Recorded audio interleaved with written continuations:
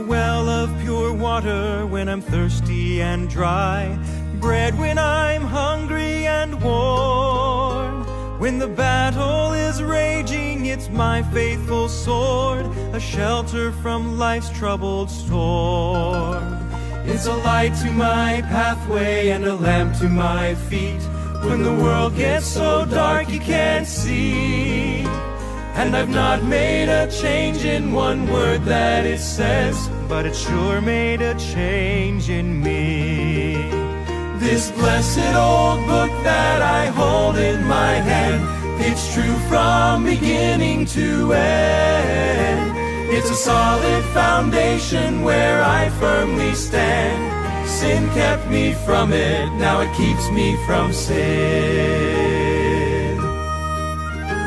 When I think what it cost just to hold in my hand, it reminds me that I owe a great debt to all of the martyrs who'd go to the stake and quote it with their dying breath. Now its critics are many and believers are few, but one thing I found to be true: if you find when you read it that there's something wrong, there's something wrong with you. This blessed old book that I hold in my hand, it's true from beginning to end. It's a solid foundation where I firmly stand. Sin kept me from it, now it keeps me from sin. This blessed old book that I hold in my hand, it's true from beginning to end. It's a solid foundation where I firmly stand. Sin kept me from it, now it keeps me from sin. This blessed old book that I hold in my hand.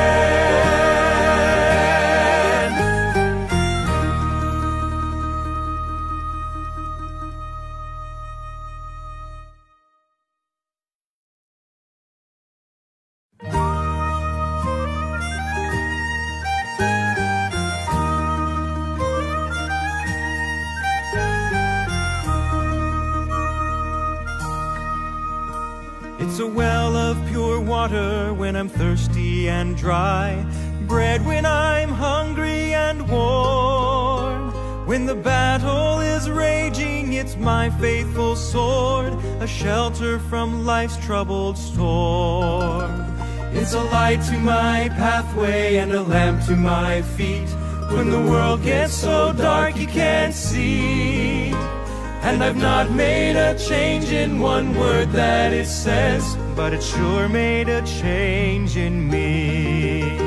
This blessed old book that I hold in my hand, it's true from beginning to end.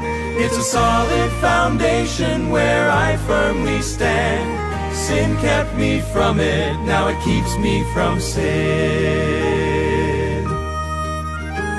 When I think what it cost just to hold in my hand, it reminds me that I owe a great debt to all of the martyrs who'd go to the stake and quote it with their dying breath. Now its critics are many and believers are few, but one thing I found to be true: if you find when you read it that there's something wrong, there's something wrong with you. This blessed old book that I hold in my hand, it's true from beginning to end. It's a solid foundation where I firmly stand. Sin kept me from it, now it keeps me from sin.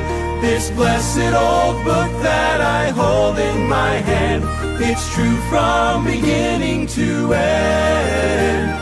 It's a solid foundation where I firmly stand. Sin kept me from it, now it keeps me from sin. This blessed old book that I hold in my hand.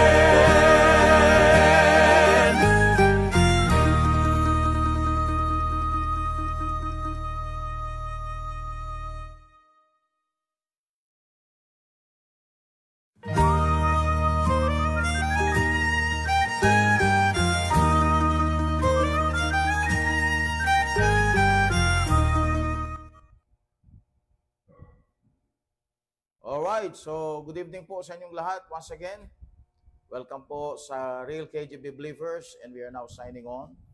So tuloy po natin ang ating discussion sa Book of Jeremiah. So we are now in the Book of Jeremiah. Amen? Book of Jeremiah po tayo. Alright, Book of Jeremiah. So this is the third part, no? Sa ating pong discussion sa Book of Jeremiah. Alright, so we have chapters na ating pong binibigyan ng pagpapaliwanag. Ano po? Bagaman ito po ay sabihin natin it's like a survey, pero gusto ko pong makakuha po kayo ng mga informations that will help you and guide you para po sa aklat po ng Book of Jeremiah. And may ask God to help us tonight para po tayo po ay tulungan na itong aklat na ito ay magkaroon tayo ng talagang eksaktong knowledge at we can get the exact information from the book, no? So hindi po partisan o hindi po siya theologically inclined on somebody lang na pagtuturo, kundi tignan nating mabuti, no? Kung ano po yung sinasabi ng aklat. And let us ask the Lord to help us to apply this practically sa puso natin, sa buhay natin, at sa ating practice. Okay? So tayo po muna ay manalangin. Let's pray. Pangunahan tayo ni Pastor Nick sa ating pong opening prayer. Okay, let us pray. Dakilang Diyos na malikha ng langit at lupa muli, Panginoon, maraming salamat sa oras po nito na ipinagkaloob niyo po sa bawat isa po sa amin, especially, Panginoon, sa aming pong tagapagturo. Siya, Panginoon, ay binigyan niyo po ng kalakasan sa oras po nito na pisikal para muli makapagturo ng iyong pong mga salita about the Book of Jeremiah. Patuloy, Panginoon, bigyan niyo po siya ng wisdom at bigyan niyo po sa mga tagapakinig, Panginoon, bigyan niyo po lahat ng understanding ng sagayon sa aming pong pag-aaralan ay lubos pong itong maunawaan ng bawat isa. Maraming salamat po, Panginoon. Patuloy, gabayan niyo po kami sa aming pong pag-aaral ng iyong mga salita. Ito po aking dalangin. In Jesus' name I pray. Amen. Alright, so let's go to the Book of Jeremiah. And ito po yung mga topics na ating pong nakuha, ano, noong nakaraan. Alright, we have chapter 1, Jeremiah's call to the ministry. Number 2 is Jeremiah's first message to Judah. Jeremiah chapter 3. Judah's spirit to adultery, the backsliding of Israel and Judah, invitation to repentance. Chapter 4, the judgment of God from the north, no? Yung empire ng Babylon. Chapter 5 is God's judgment on Judah's sins. Number 6 is warning against a war to come. Chapter 7 is the street preaching of Jeremiah. Chapter 8 is God's judgment against the Jews leaders. Chapter 9 is Jeremiah, the weeping prophet. Chapter 10 is warning about fake gods. Alright, so I think sa chapter 10, makita natin ang ilan sa mga ginagawa, no, na kostumbre o traditions ng Roman Catholic Church. Chapter 10. Chapter 11 is God's warning of judgment for breaking the covenant. Chapter 12, more warnings of coming judgment. Chapter 13, signs of unremitting judgment. Chapter 14 is God's judgment for drought. Jeremiah interceded for Judah, but it was, of course, rejected by the Lord in verse 7 to 22. Chapter 15 is God rejects Jeremiah's intercession and God's promise to Jeremiah. Chapter 15, verse 15 to 21. We have chapter 16, Jeremiah forbidden to marry.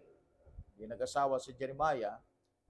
Jews, dispersion and restoration, okay, was also mentioned in verse 10 to 21. We have chapter 17, God's record of Judah's sins. All right, and we have a very important verse in Jeremiah 17, verse 5 to be memorized, no? And also Jeremiah 17, okay, verse number 9. It's about the heart. The heart is deceitful above all things and desperately wicked. Who can know it? All right, so we have Jeremiah's sermon on the Sabbath. That's in verse 19 to verse 27. We have chapter 18, the sign of the potter and the clay. Chapter 19, we have the sign of broken pottery. Chapter 20, Jeremiah temporarily resigns from the ministry. Chapter 21, Jeremiah prophesies judgment to Zedekiah. God's ultimatum to Zedekiah in chapter 22, and judgment against Judah's kings in verse 10 to 30. We have Jeremiah 22 verse 28 to 30. Alright, yung pong pangalan ni Jeconiah became Kunaya, remove the word Je, which is Jehovah, and he was cursed.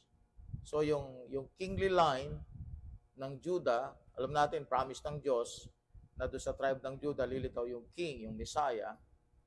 So, Judah, okay, yun po yung line ni David, right?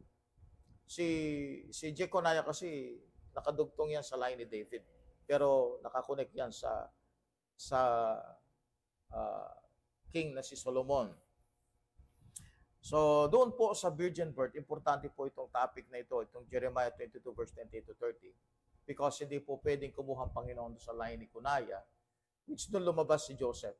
So, saan kumuha ang Panginoon ng line? From Nathan, which came from David also, up to Mary, and then, of course, yung virgin birth. So, makita natin, importante po yung Jeremiah 22, verse 28 to 30, concerning virgin birth teaching. Chapter 23, we have woes against the pastors, and then the chief shepherd at the second advent, verse 3 to 8. So, we have the Lord Jesus Christ there, no? Jeremiah 23, verse 29, the Bible likened to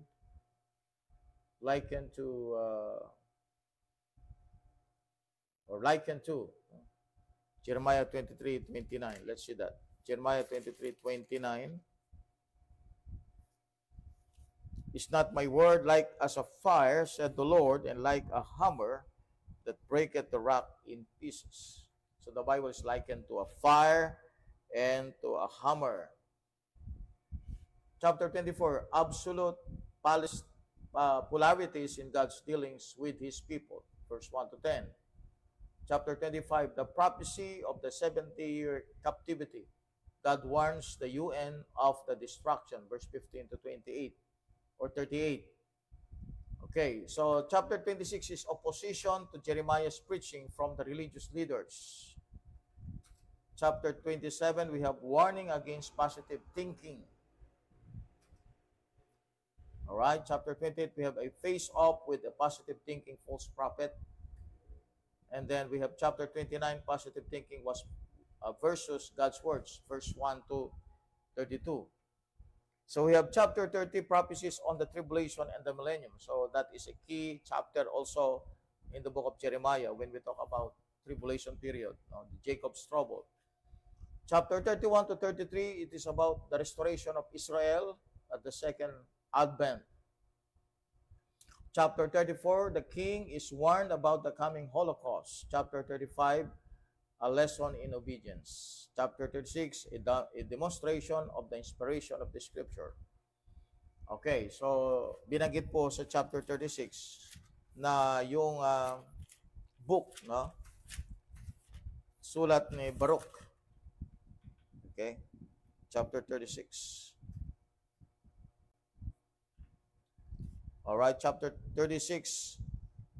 Ito yung, it came to pass that when Jehoiada, verse 23, had read 3 or 4 leaves, he cut it with penknife and cast it into the fire that was on the hearth, until all the roll was consumed in the fire that was on the hearth. So yung original number 1 was burnt. Pero bakit merong book of Jeremiah? Actually, yung second book, okay, na sinulat ni Baruch, after na sinunog yung number 1, nagkaroon ng number 2, no? Nilagay sa Euphrates River. After that, wala na. No? So, nagkaroon ng number 3. So, makita nyo yung inspiration, hindi po nag-stay doon sa original manuscripts. Alright? Pati doon sa copies of the original. Okay? Or sabihin natin yung similarity ng original number 1. Hindi po nag-i-stay yung inspiration sa original manuscripts. Okay? So, chapter 36, a demonstration of the inspiration of the scriptures. Chapter 37, Jeremiah in prison. Okay, tanda natin, may promise ang Panginoon sa kanya that God will protect him. Chapter 38, Jeremiah's rescue from the miry pit. Chapter 39, the occupation of Jerusalem by Nebuchadnezzar. Ito na po yung mga prophecies na ginawa ni Jeremiah na nakita po niya, alright, in person. The occupation of Jerusalem by Nebuchadnezzar. Chapter 40, Jeremiah and a remnant survived the destruction of Jerusalem. Chapter 41, we have events involving the remnant. Chapter 42, we have remnant rejects the words of the Lord, okay, by Jeremiah.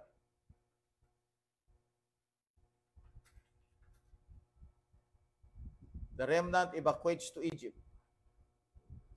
Chapter 43. Now, chapter 44 is about the origin of Roman Catholic Mariolatry, Queen of Heaven. Nag-appear po dito sa chapter 44. Chapter 45, we have Baruch is spared in the remnant. Chapter 46, warnings to Egypt. Chapter 47, judgment against the Palestinians in the tribulation. And chapter 48 is judgment against the Muslims in the Transjordan, the Moab. Chapter 49, we have more judgments against the Muslim in Transjordan, Ammon and Edom. Judgment on Syria, verse 23 to 27. Judgment on Arabia, verse 28 to 33. Judgment on Iran, verse 34 to 38. Okay? So before we continue from this study, before we continue, gusto ko lang pong makita po sa inyo na itong book of Jeremiah will help us to understand na yung Israel was given the chance to repent, no? And God is giving them actually the visions was declared and proclaimed by Jeremiah para marinig at makita sa isip at unawa ng mga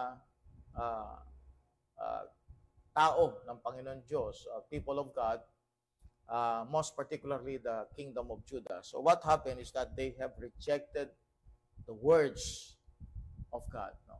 So yung importance po natin dito mga kapatid sa book of Jeremiah is that even people who was called by God as His people, okay, was not spared of God's judgment. They have the eternal covenant, actually, the Abrahamic covenant, but they were not spared with punishments, casualties, deaths, and grabe po yung mga nangyari sa kanilang bansa. Actually, sabi natin parang babaeng na rape ang kanilang bansa. And they were not spared with that because of their disobedience with the word of God. So mapansin natin mga kapatid, yun ang weight dito. Yun yung mabigat dito. No? Na kapag tayo po ay nakikinig ng salita ng Diyos, alam natin ang salita ng Panginoon, and we keep on violating God's word. Amen? Now, kahit po tayo anak ng Diyos, we can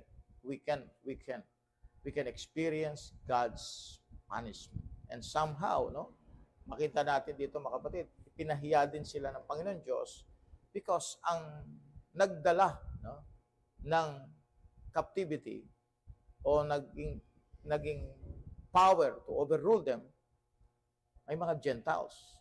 Alright? Na kung saan ang tingin ng Panginoon Diyos ay they are dogs actually. Cast away sila sa harap ng Panginoon Diyos. But God used the Gentiles to chastise the nation Israel. Now, enemy nila, ginamit ng Panginoon para sa kanila. Alright? So, chapter 50, judgment against Babylon, both historically and prophetically. So, ito naman, mga kapatid, yung sin, okay, hindi po kailanman pinabura ng Panginoon Diyos. Although God, no, used Nebuchadnezzar to punish Israel, but what Nebuchadnezzar did to Israel was also judged by God. So God also judged Babylon with what they did to Israel. Okay, so yun daw maintindihan natin na minsan, mga kapatid, yung diablo, no? Minsan ginagamit ng Panginoon. God allowed the devil to test man, to test man's faith, to test man's obedience.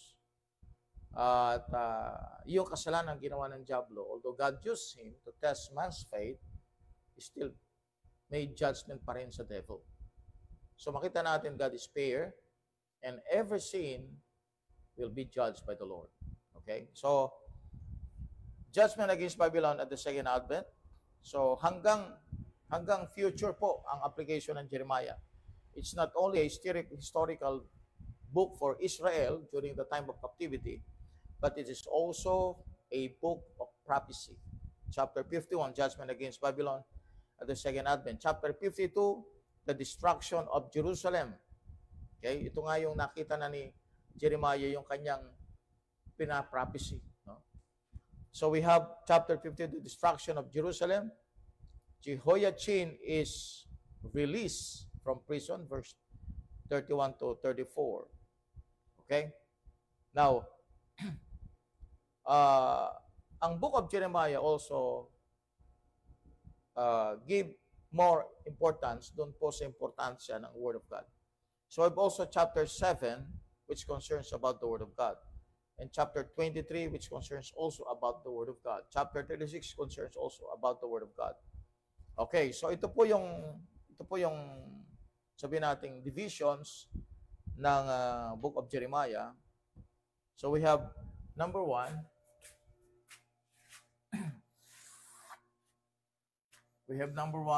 no?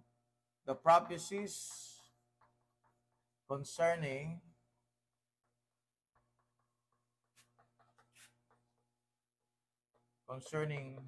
Judah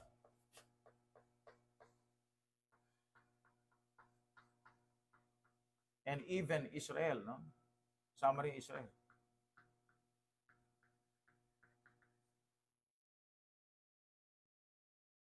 So ito'y kingdom din ito. This is the southern kingdom, this is the northern kingdom. Okay, chapter 2 ay second division. So this is chapter 1 to chapter 38. 1 to 38 ito.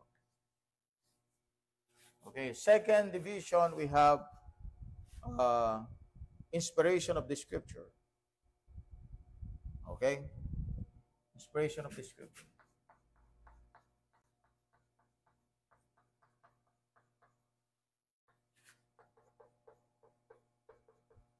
Okay? So makita natin yan, ang chapter yan, chapter 36. Chapter 36. So also, pwede natin idagdag yung chapter 7, chapter 3, no, concerning the Word of God.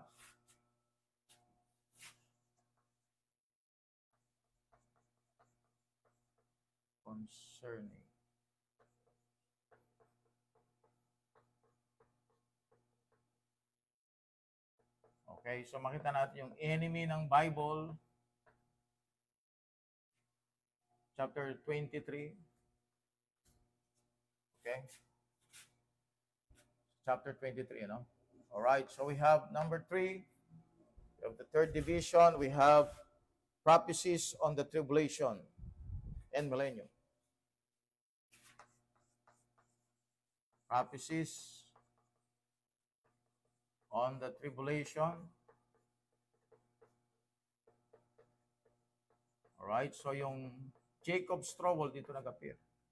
Kaya ang tribulation concerns Israel, no? And millennium. This is chapter 13. We have prophecies in the restoration, prophecies concerning the restoration of Israel. Prophecies concerning the restoration of Israel.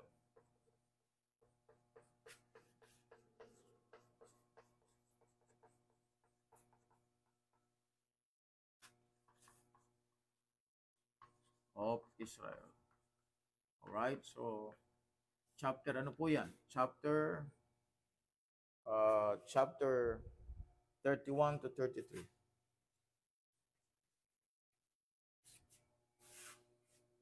Okay. So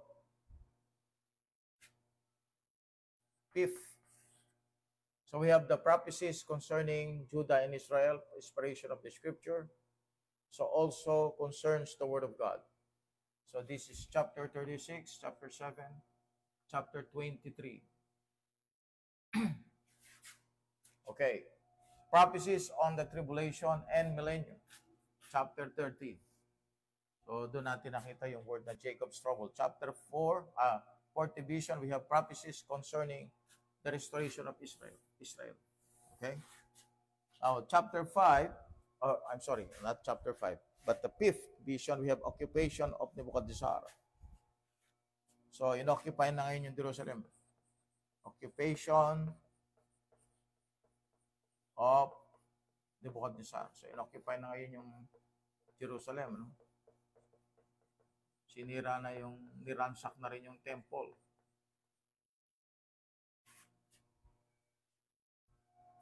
So, ang Babylon ay siyang sumira sa temple, no? The destruction of the temple, including the destruction of the city of Jerusalem. So, we have chapter 39 to 45. And then also, chapter 52. All right, we have warnings against nations.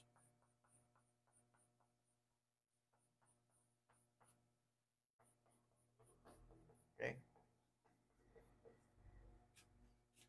Mga warnings po ito ng Diyos. So we have in chapter 45 to 51. All right. So yan, no? And then, I think nagdagdag pa ako dito eh.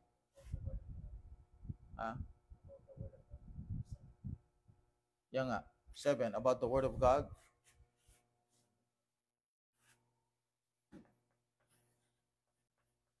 About the Word of God. So ito yung,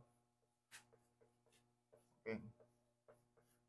So we can see yung enemies ng Word of God, yung modern Bibles, nandito, no? Yung principle ng modern Bibles, nandyan. So, alisin ko ito dito.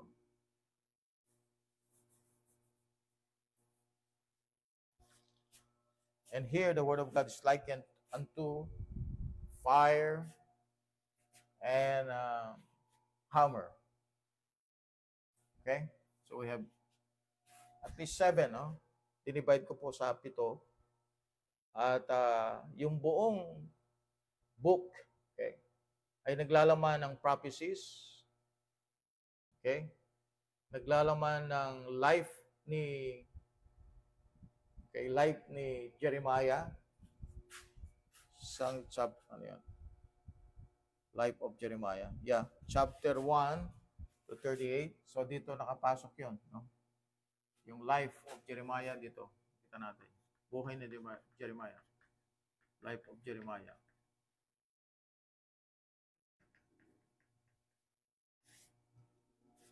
So, pag nagbasa ka ng book of Jeremiah, ito makita mo. Inspiration of the scripture concerning the word of God, prophecies on the tribulation and millennium, prophecies concerning the restoration of Israel, occupation of Nebuchadnezzar, and then against nations. Okay, mga prophecies concerning Egypt, Iran, Syria, okay, and chapter 23 about the Word of God. Okay, so now, tignan natin yung saan ba tayo nag-end. We have also one chapter which is very important to focus on, okay? At ito ay it concerns the origin of the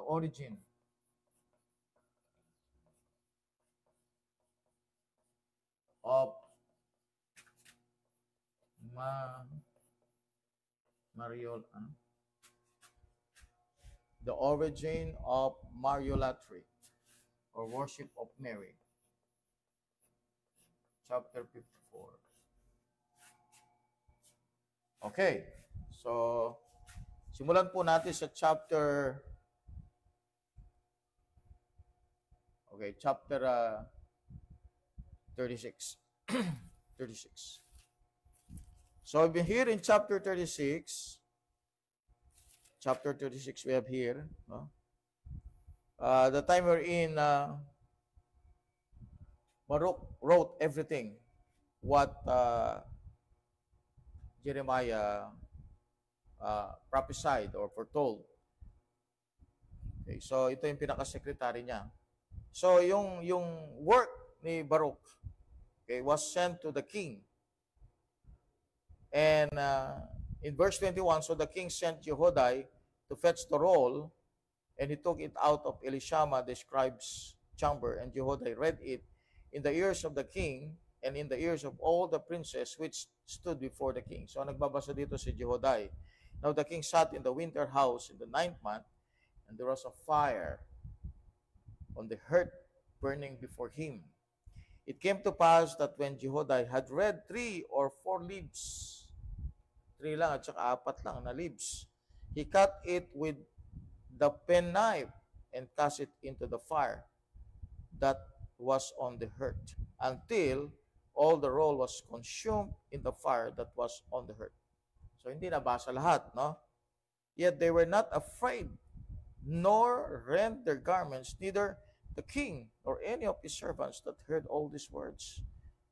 Nevertheless, Elnathan and Delaiah and Gemariah had made intercession to the king that he would not burn the roll, but he would not hear them. But the king commanded Jerahmeel the son of Hamelech, and Seraiah the son of Asriel, and Shelemiah the son of Abdel, to take Baruch the scribe of Jeremiah the prophet, but the Lord hid them.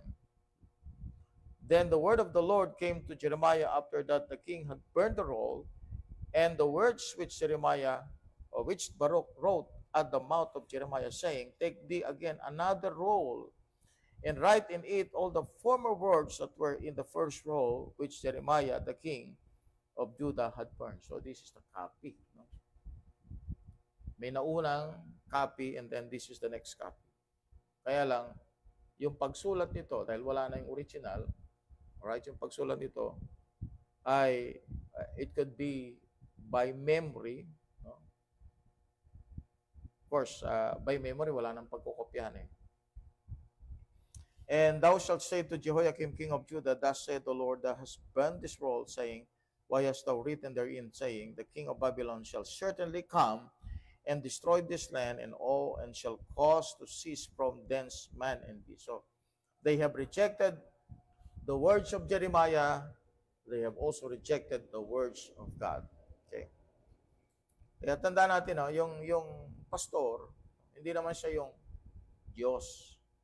Yung lumalabas sa kanya, salita ng Panginoon, because ang binabasa niya yung Bible at explain. So that's the Word of God. Kaya nga, yung pastor, bagaman siya'y tao, pero dahil sa yung lumalabas sa kanyang bibig ay galing sa salita ng Diyos, then we must also hear what the pastors are talking and what he is teaching and what he is also proclaiming. So, hindi dahil tao yung nagsasalita, hindi na natin pakikinggan. Yung sinasalita niya, hindi naman yung salita, yung salita ng Diyos. Ganun po yung si Jeremiah. Tingin nila, si Jeremiah nagsasalita nito, pero yun ay salita ng Diyos. Ginamit lang si Jeremiah. Okay, chapter 37, Jeremiah in prison. So sabi ng Bible, the king Zedekiah, the son of Josiah, reigned instead of Coniah, that's Jeconiah, the son of Jehoiakim, whom Nebuchadnezzar, king of Babylon, made king in the land of Judah. But neither he nor his servants, nor the people of the land did hearken unto the words of the Lord, which he spake by the prophet Jeremiah. And Zedekiah the king sent Jehoiakim the son of Shelemiah and Shepaniah the son of Maaseiah, the priest, the prophet Jeremiah, saying, Pray now unto the Lord our God for us. Jeremiah came in and went out among the people, for they had not put him into prison. Later on, okay, Jeremiah was put in prison. Okay, so alam natin, mga kapatid, may hate yung mga tao kay Jeremiah because he is a preacher of damnation. No? He is preaching against them. his preaching is negative. Kaya nga ngayon, no, kung makita ninyo, kabaligtaran yung panahon natin ngayon. Ang promotion ngayon more on self-esteem, positive palagi. Ang old-time preachers are negative preachers. Ang New Testament preachers, the apostles, are negative preachers. Majority sa kanilang preaching are negative. Okay? And sa modern time, baligtad. More on positive rather than negative. Kaya nga hindi nila binabanggit talaga yung kalagayan ng tao. Hindi nila ginagamit yung word na sinner. No? Yun daw ay pag-down sa tao. Well, hindi niya sinasabi yung ano talaga kalagayan ng tao. Kaya ang tao mapapahamak. Bakit? Sapagkat ang feeling niya, hindi siya i-judge ng Diyos. He's a good person. Okay? Chapter 38, Jeremiah's rescue from the miry pit. So, yun po yung nangyayari kay Jeremiah. We have chapter 39. Okay? So, si Zedekiah ang gumagawa nito. No? Zedekiah. Verse 17 of chapter 38. Tignan natin ito. Then said Jeremiah unto Zedekiah, thus said the Lord, the God of hosts, the God of Israel, if thou wilt assuredly go forth unto the king of Babylon, Babylon's princess, then thy soul shall live, and this city shall not be burned with fire, and thou shalt live in thine house. If thou wilt not go forth to the king of Babylon's princess, then shall this city be given into the hand of Chaldeans, and they burn it with fire, and thou shalt not escape out of their hand. So, anong ginawa ni Zedekiah? Nag-rebelde siya sa Babylon. He rebelled against Nebuchadnezzar. Ang gusto ni Jeremiah, ang advice ni Jeremiah, sumunod ka sa kanya. Huwag ka mag-rebel and you will live. Hindi na susunugin itong city. Pero lumaban si Zedekiah kay Nebuchadnezzar. So what happened to the city? It was burnt. Okay, chapter 39, the occupation of Jerusalem by Nebuchadnezzar. So na-occupy ngayon ang Jerusalem by Nebuchadnezzar. That's in chapter 39. And then chapter 40, Jeremiah and a remnant survived the destruction of Jerusalem. God protected Jeremiah and Baruch. Okay? At yun ang pangako ng Panginoon Diyos sa kanya. And chapter 41, events involving the remnant. Chapter 42, a remnant rejects the words of the Lord by Jeremiah. So this is a sad state. Amen? Bakit po? Nakita na nila ang nangyayari. Nakita na nila yung prophecy naganap, no? And yet, ni-reject pa rin nila ang salita ng Panginoon Diyos. The remnant reject the words of the Lord. Okay. Chapter 43, remnant evacuates to Egypt. Evacuate sila sa Egypt. Okay. So, yung natira, hindi kasama sa captivity, they went to Egypt.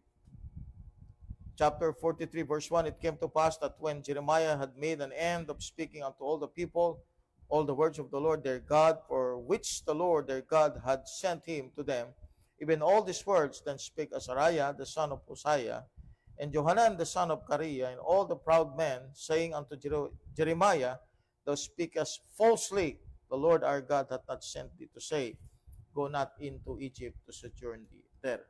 But Baruch the son of Neriah setteth thee on against us, for to deliver us into the hand of the Chaldeans, that they might put us to death and carry us away captive into Babylon. So Johanan the son of Kareah and all the captains of forces of all the people obeyed not the voice of the Lord to dwell in the land of Judah. Hindi sila nag-stay sa Judah. But Johanan the son of Kareah and all the captains of the forces took all the remnant of Judah that were returned from all nations whither they had been driven to dwell in the land of Judah, even men and women and children and the king's daughters, and every person that Nebuzaradan, the captain of the guard, had left with Gedaliah, the son of Ahikam, the son of Shaphan, and Jeremiah the prophet, and Baruch, the son of Neriah. So they came into the land of Egypt, and they obeyed not the voice of the Lord. Thus came they even to Tapanhes. Tapanhes, it could be, this could be the Pharaoh. Alright, so pumunta sila sa Egypt. Sinama nga si Jeremiah doon, ano? Now, chapter 44, ito Ito po yung pinost natin kanina. The origin, ito yung sinulat natin kanina. The origin of Mariolatry. Chapter 44. Now, bakit po ito masasabing origin of Mariolatry? Tignan natin ha. Okay? Meron kasi ditong Queen of Heaven, sabi niya dito. Chapter 44. Yan.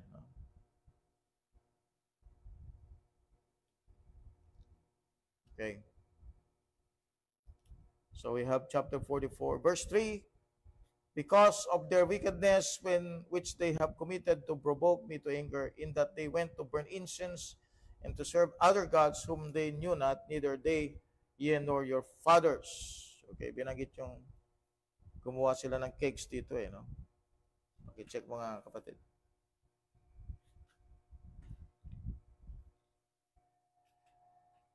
Queen of Heaven, kanya dito. 44:17.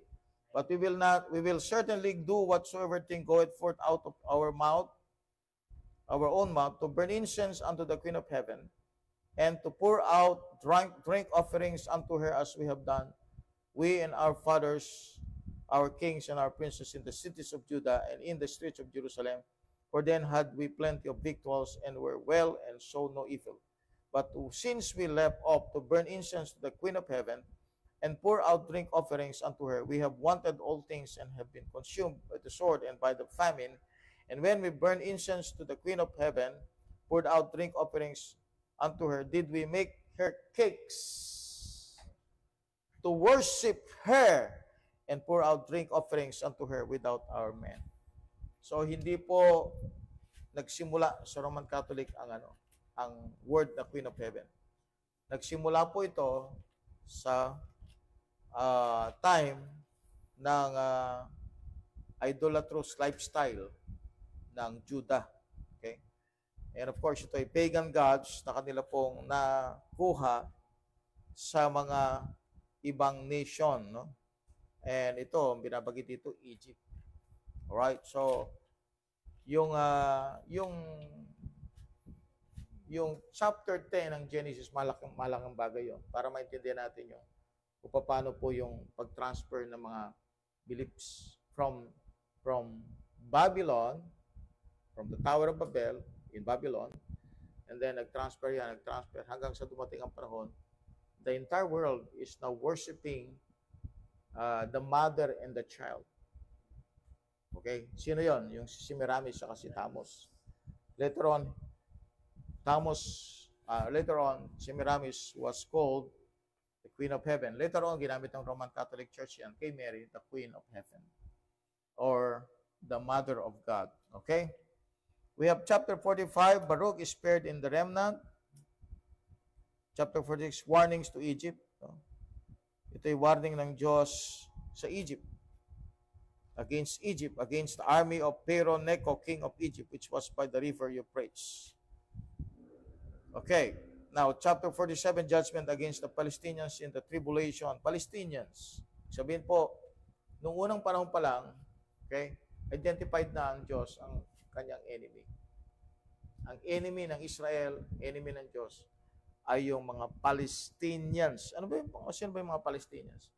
Pag sinabi natin Palestinians, ito yung lugar, no, na ang unang nag-occupy niyan, mga Canaanites. So that's called land of Canaan, Canaanites. So, na-occupy ng iba ring mga kings. So, time ni Joshua, around 31 kings ang kanyang pinatay. He beheaded everybody. Alright? Hanggang si Caleb, nilusob niya yung Mount of Horeb.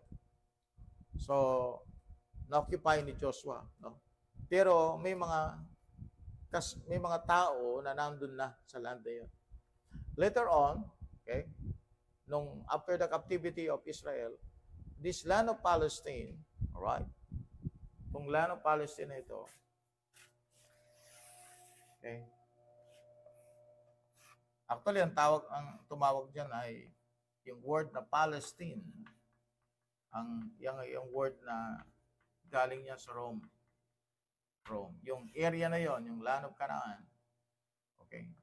Dating land of Canaan. Ito yung land of promise ng Diyos, land of Canaan. Mga Canaanites ang dating nakatira dyan, land of Canaan. Okay? So, sa time natin, sa time ng church age, okay, kaya tinawag na Palestine yan, sapagkat ang nag-name niya ng Roman Catholic Church. O Rome, I should say, ang Rome. Kasi na-occupy nila yan eh. Ngayon, sa church age, okay, noong 1948, nang ang Israel ay na-establish, no, as a state. So may mga nakatira dyan sa land. Okay? So itong noong 1948, may mga Jews and Arabs na tumira sa land of Palestine na tinawag ng Roman Empire. Okay?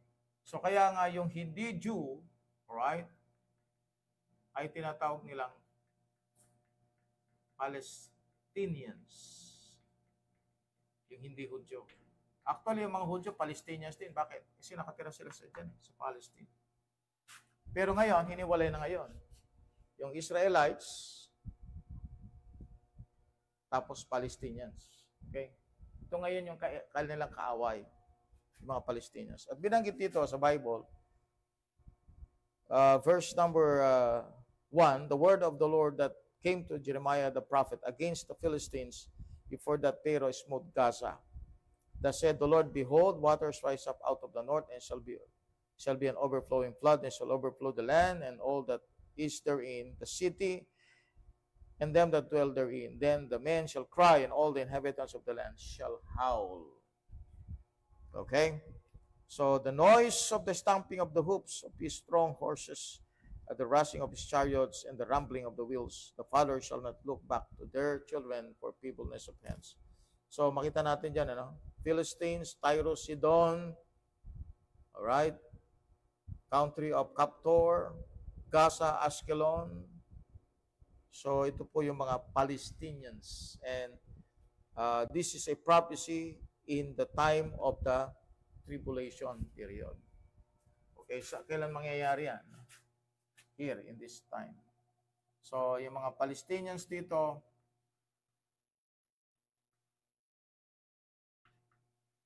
alright, and majority of them are Arabs, and majority of them are Muslims.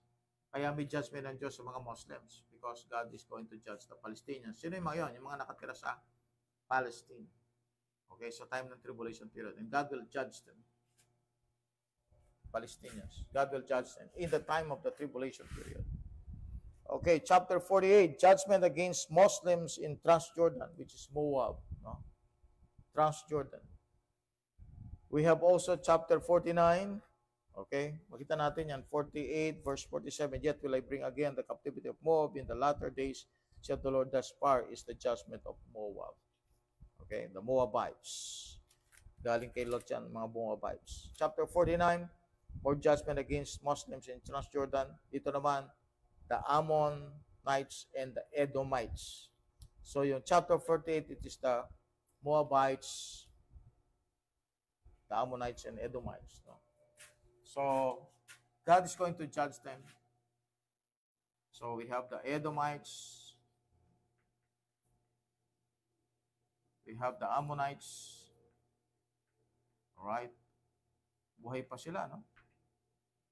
The Moabites. Pero hindi na sila tinawag ng Moabites ngayon. They were called Arabs. Okay, Arabs. Kaya ang Arabs, isa sa mga tao na kung saan God will judge at the second coming. Alright? So, present sila sa tribulation period. Why? Because unsaved sila eh. So, the unsaved people will experience the tribulation period. Okay? Chapter 49, okay? Meron dito, judgment on Syria, verse 23 to 27. Chapter 28, chapter 49, verse 28 to 33, judgment on Arabia. Okay, chapter 49, verse 34 to 39, judgments on Iran. So binanggit yan, no? On Iran. Bagaman hindi nakalagay na Iran. So, sabi niya dito, the word of the Lord that came to Jeremiah the prophet against Elam in the beginning of the reign of Zedekiah, king of Judah. So, yan po yung Iran. No? Okay, Elam. Okay, so sila po'y galing sa mga Persians, ang Iran. Chapter 50, judgment against Babylon, both historically and prophetically. So, in chapter 50, binanggit po yung judgment ng Diyos sa Babylon. Babylon.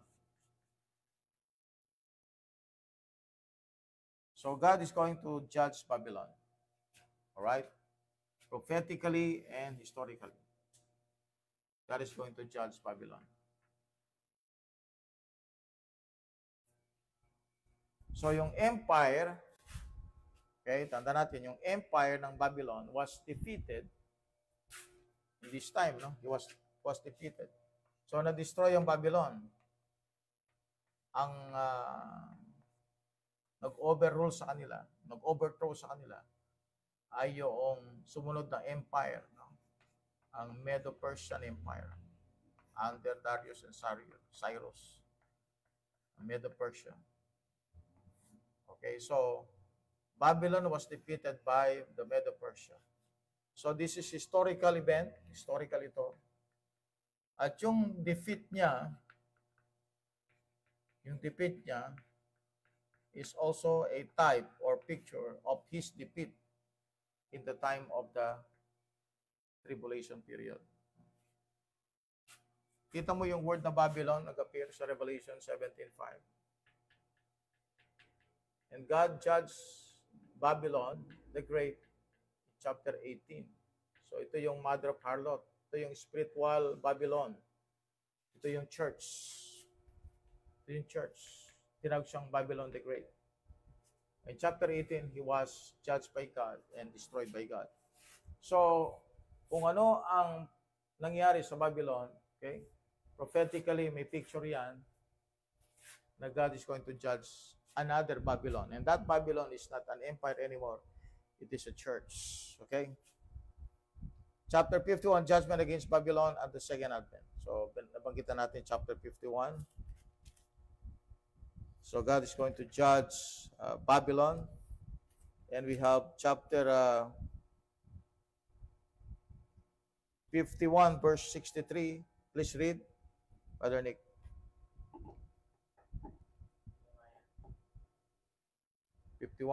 Verse 63.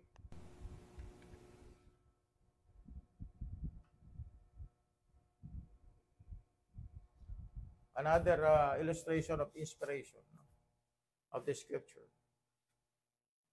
50 verse. Jeremiah 50 verse 3.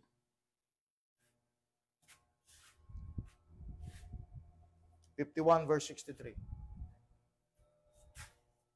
Okay. Ito ko na isulat.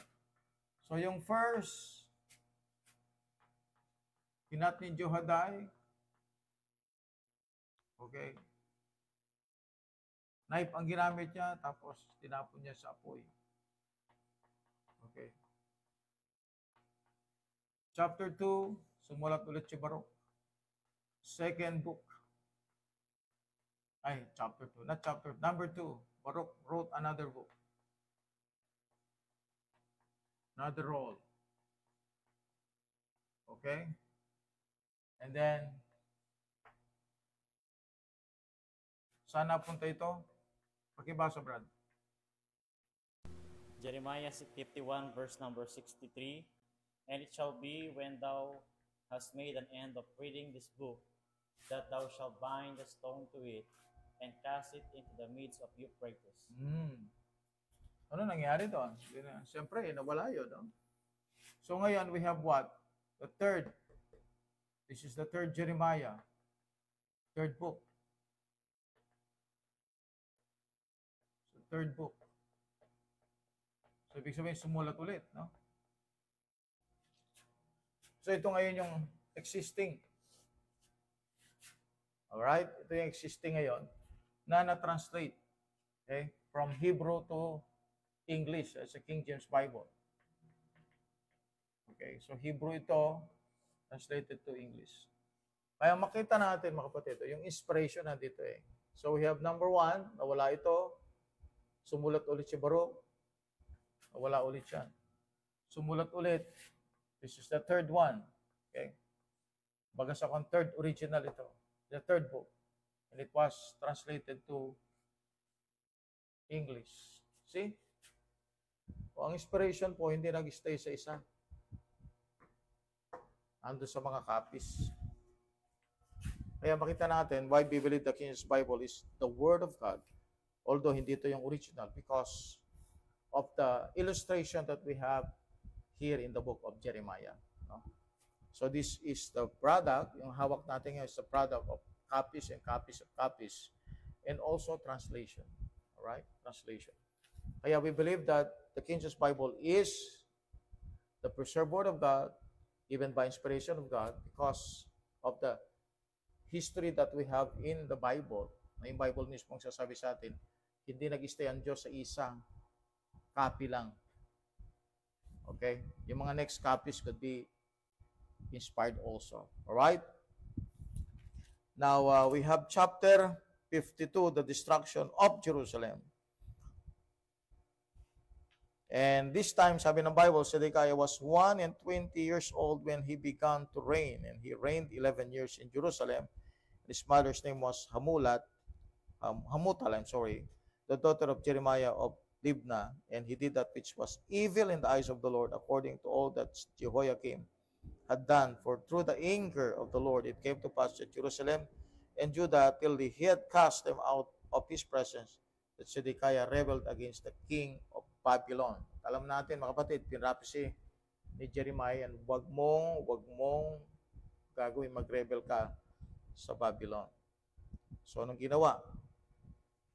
Yung mata po niya, tinanggal ni Nebuchadnezzar. Verse 11, then he put out the eyes of Zedekiah, and the king of Babylon bound him in chains and carried him to Babylon and put him in prison till the day of his death. So, totoo yung sinabi ni Jeremiah kay Zedekiah. Alright? And we have chapter 52, verse 31 to 34. Jehoiachin, he gets a break because he voluntarily surrendered to Nebuchadnezzar. Okay? Which Zedekiah did not. Verse 31, and it came to pass in the 7th and 30th year of captivity of Jehoiachin, king of Judah, in the 12th month, in the 5 and 20th day of the month, that evil Merodach, king of Babylon, in the first year of his reign, lifted up the head of Jehoiachin, king of Judah, and brought him forth out of prison. Okay? Now, parang lumilitaw na dalawang king, no? Yung Zedekiah kasi, ginawa siyang as a puppet king ng Babylon, doon sa Jerusalem. So, yung dating king, si Jeconiah, yun ang inalaga at kinulong sa Babylon. Si Zedekiah, na ginawang puppet king ng Babylon, nag-rebel siya sa Babylon. So, yung nakakulong na Jehoiachin, alright? Jehoiachin, hindi namatay yun, kundi na-release sa prison because hindi siya nag-rebel sa Babylon. Ang nag-rebel si Zedekiah. So, nauna si Jehoiachin, tapos sumunod si Zedekiah. Zedekiah was put out, yung eyes niya, his eyes were removed, and then he was put in prison until his death.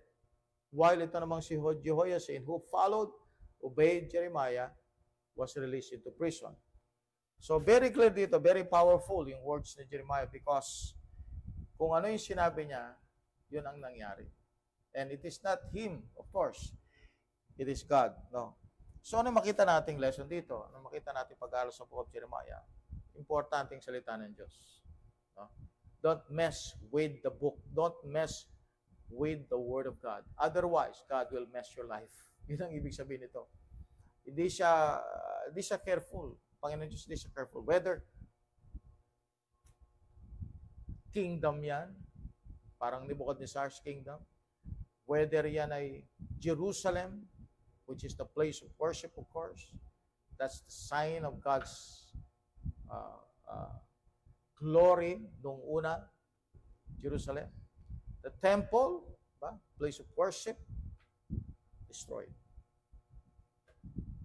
Nation of Israel, Kingdom of Judah, wherein the tribe na kung saan nanggaling si David was destroyed also. So what is important sa ating subject na ito, mga kapatid? Gano'ng makahaba ito, pero meron tayong makukuhang lesson. Anong lesson dito? No? From chapter 1 up to chapter 52, the lesson is, let us honor and respect God's word and be willing to obey His words. Don't ever pervert His words. Huwag tayong maniwala sa mga positive thinkers. Kahit na they try to promote our life, no, through their words. Pero mga kapatid, still, kung ano sinabi ng Panginoon, we have to listen. Kaya kung ano mangyayari, mangyayari talaga ito. Negative nga no? Kasi collapse collapse ang morality. So next, the tribulation period. So what will help this one? Itong pag-suffer ng tao. Yung promise ng Diyos na babalik ang Hudyo sa Panginoon at ibabalik sila sa lupain. And God will bring them the true peace. Alright? Alright? Which is the peace of God in the time of millennium. So, dito tayo ngayon. So, yung ending, ganito, no? God promised to restore Israel. Pero God is going to allow them to taste the bitterness, the pain of disobedience. That God is going to bring them to the land where He promised. Hindi niya pwedeng baliin yun, covenant niya yun. So parang may eternal security pag pinag-usapan yung promise ng Diyos sa Israel sa pagbalik nila sa land. Okay.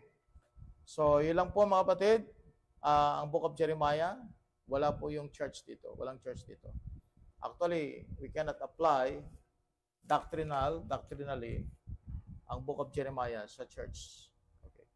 Meron lang siyang historical application, meron lang siyang some practical application para po sa church age. But we cannot apply doctrinally ang Book of Jeremiah because ang binabanggit dito is about Israel and about the second coming and the tribulation period. Okay, that's all folks. Amen. Tapos na po ang ating discussion sa Book of Jeremiah. Hoping, no, na meron po kayong nakuha at kayo po ay pinagpala ng Diyos sa ating mga pag-aaral. Amen. Amen. So tayo muna po ay manalangin para po sa ating pagwawakas. Let us pray. Dakilang Diyos na malikha ng langit at lupa muli, Panginoon, maraming salamat sa napakagandang pag-aaral ng iyong mga salita. Patuloy, yes, Panginoon, nawa patuloy sa mga kapatiran, o God, na nakapakinig ng iyong pag-aaral. Nawa ito po'y lubos na naunawaan, Amen, naintindihan, Panginoon, at ang sa gayon na hindi po sila magluhan. Pagkos ito po ay kanila pong maituro din sa kanila pong mga nasasakupan. Maraming salamat po muli, Panginoon, sa buhay ni Pastor Jonathan, Panginoon, na enable niyo po siya sa oras po nito para magturo ng iyong mga salita. Yes, Lord. Nawa, Panginoon, sa mga susunod po na aming pong Bible study, patuloy nagabayan niyo po ang bawat isa, especially ang aming pong tagapagturo. Maraming salamat po muli. Ito po aking dalangin. In Jesus' name I pray. Amen. Amen, amen. God bless po at magandang gabi po sa inyong lahat. Amen. So mag-shoutout po muna po tayo sa lahat po ng mga sumubaybay at patuloy po na tumatangkilik sa ating pong programa. Amen. Ayan. So shoutout po sa lahat po ng mga nag-heart react. Shoutout po kay Karina Tolentino Gregorio, kay Brother Manny Manarang, Brian Meimban, Emmanuel Fundamental Baptist Church, Maranatha Naik Baptist Church, Amen, Reginald Bonoltilla, kay Brother Jaslyn Nasam, Ranel Clark Tabios, Pastor Nolan Maroto, Brother Luis Antonio Sia, Brother Christian Solano, Brother Prince Arjen Capili, Sister Robela and Pastor Alan Patungan, Sister Nolan May, Francisco Hopelenya, Sister Gemma Ermitaño, at ganoon po kay Sister Mariel Castañeda. Praise the Lord. Po sa lahat po ng mga nag-like, kay Laila Carlos Hara, kay Aisel Solano Manalo, and kay Michelle Bulisher Burgos, kay Big Boss John, Sister Marina and Pastor Arwin Valdez, kay Pastor Jomar Rivero. And shoutout po sa lahat po ng patuloy na sumusubaybay at tumatangkilik. Pwede po kay Ali Gis Mortel, watching from Israel. Amen. And kay Sister Annalisa Estanislao Bukad. And so Praise the shoutout po sa lahat po. Okay, so we have one more book, no? Tapos na natin yung majority ng Old Testament prophets. We have one more book. We have already a lesson in the book of Daniel. So ito naman, book of Ezekiel. Alright, so large book din po ito, no? Ang book of Ezekiel ay 48 chapters ito, no? Mas mahaba nga lang ang Jeremiah, but this is also a large book. Pero gagawin lang nating mas parang survey, no? Survey. At upang sa ganun makita natin yung overview nito. At least, as a good start para po sa pag-aaral natin sa aklat. So we have studied also the book of Isaiah, no? And then later on, titingnan natin yung comparisons ng mga books na ito at saka yung mga topics and of course, yung mga dates para alam natin yung sa pag pinag-usapan yung date, yung chronological arrangement ito. Okay, so tayo po ay muling magbigay ng panalangin sa mga kapatiran natin na nasa Middle East, no? I think merong ceasefire ngayon, pero until now, posible magkaroon pa rin ng outbreak ng war. Let us continue to pray for them, for their protection and safety. Okay? Lalo na yung nasa Israel, yung mga kapwa nating Pilipino nasa Israel, no? At maaaring meron din sa Iran. So, let's pray for them. Panalangin po natin. Okay, so, yun lang po. Till we have our next video, tayo po yung magkita-kita po muli. No? Okay, please like, share, and follow our Facebook page. Pwede din po sa ating YouTube channel. Paki-subscribe na po kung hindi pa kayo nakapag-subscribe. Nang sa gayon kayo po yung maging updated sa lahat po ng ating latest videos. Okay, once again, good morning, good afternoon, and good evening. Real KGB Believers now signing off.